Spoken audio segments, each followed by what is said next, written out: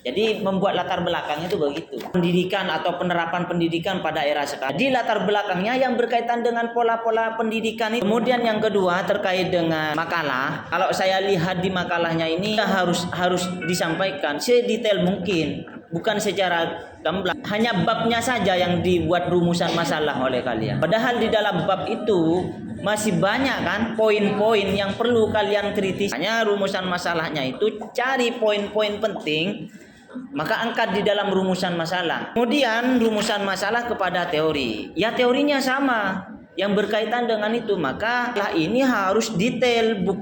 Ini hanya sama saja dengan PowerPoint-nya, malah PowerPoint-nya yang lebih lainnya di dalam makalahnya harus jelas. Misalkan alirannya ada 10, jelaskan 10.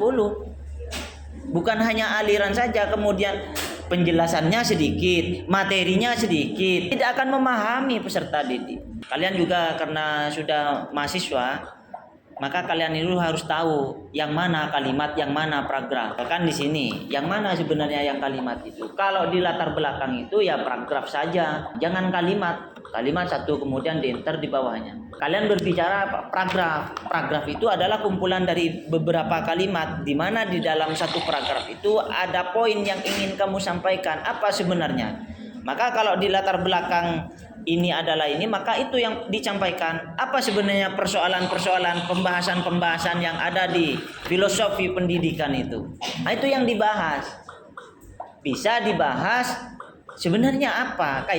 Kaitkanlah dengan kehidupan sehari-hari misalnya.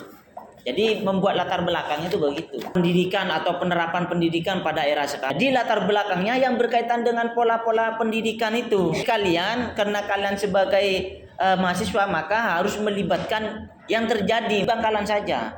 Realita yang ada di masyarakat misalkan sebenarnya bagaimana pola-pola pendidikan yang sekarang dikaitkan sehingga muncullah di latar belakang, oh ternyata, jadi orang tahu, paham.